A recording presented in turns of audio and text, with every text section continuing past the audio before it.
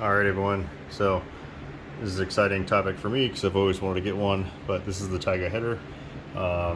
This was a fairly interesting install, a little bit more challenging than I thought, but just because of for some other reasons that I wasn't really anticipating. So as you can see, this thing is nice. Take a look at these welds first of all. I mean, those are some gorgeous welds. Very nice quality, stainless steel.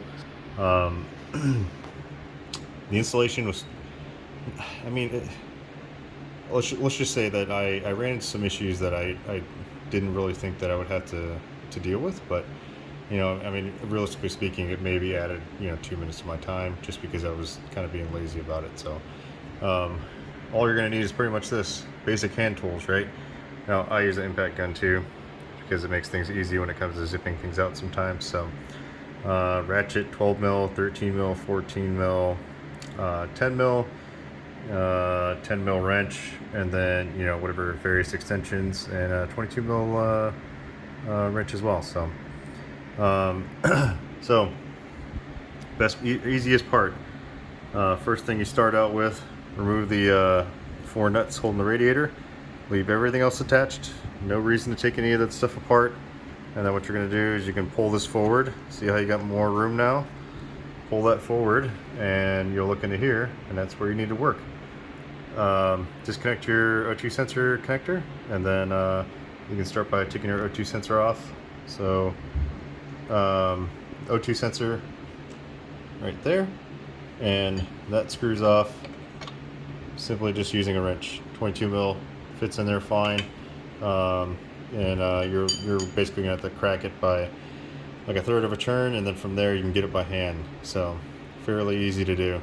Past that, there's two nuts that are on here that hold this header in place. They're kind of hard to see, but there's one here and there's one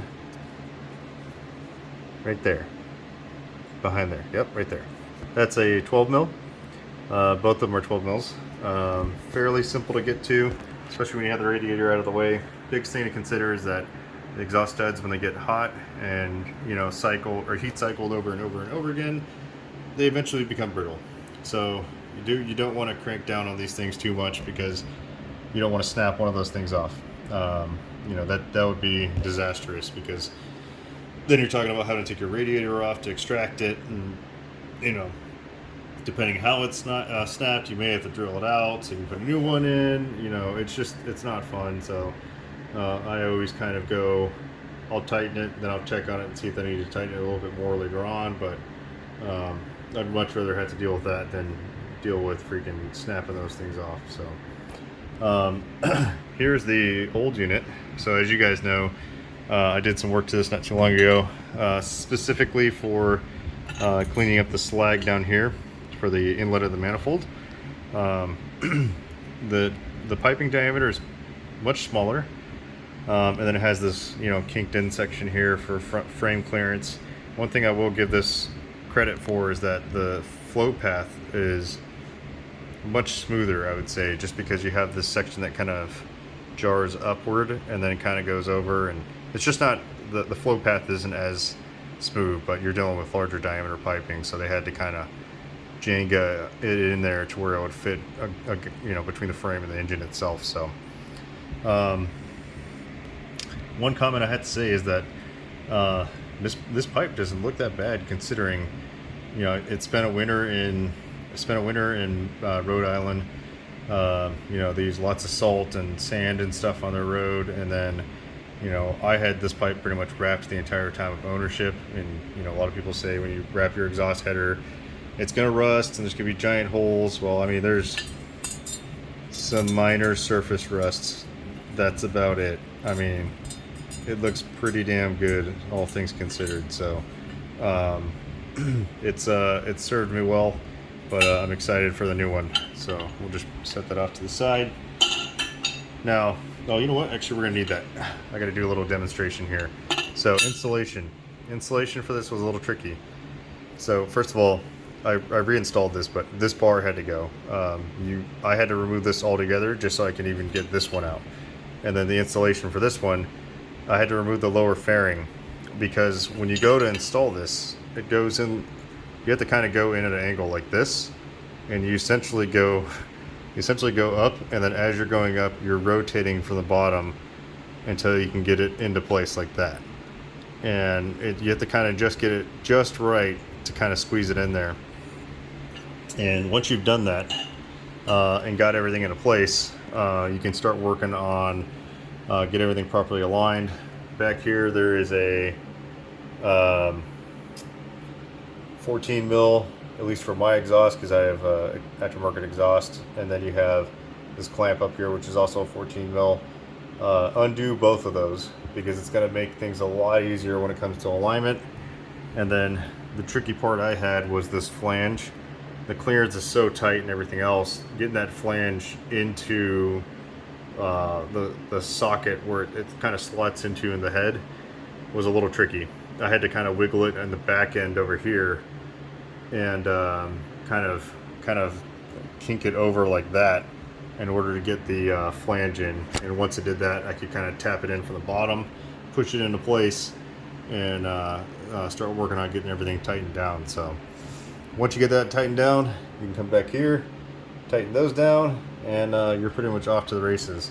The one thing I will say is that I highly recommend that if you have touched your header in any way, that you just get some rubbing alcohol on a rag and then just give it a quick little wipe down, because you don't want any oil from your hands on there, because when you do and you bake it in, you're going to see those fingerprints pretty much forever at that point. And then this will help give it that nice golden brown look. So the main reason why I wanted this was because this exhaust it's dyno proven to make more power and torque, and I wanted a little bit more of a throatier sound to go with my MIVV GP exhaust. So I figured this would be a nice little way to kind of capitalize on all the stuff that I've been doing with airflow between the Chimera intake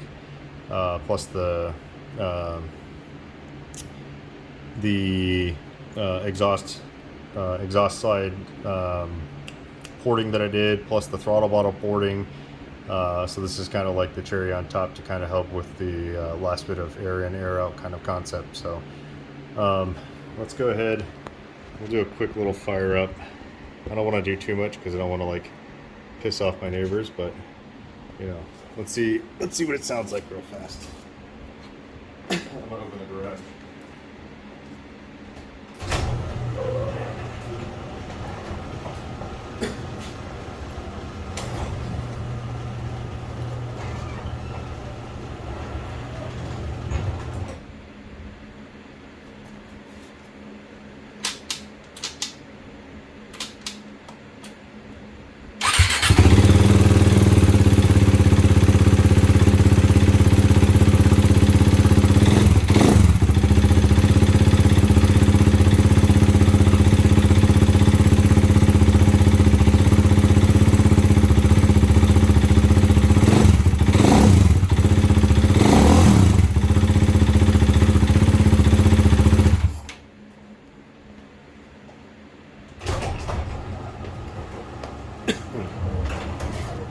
Alright, well,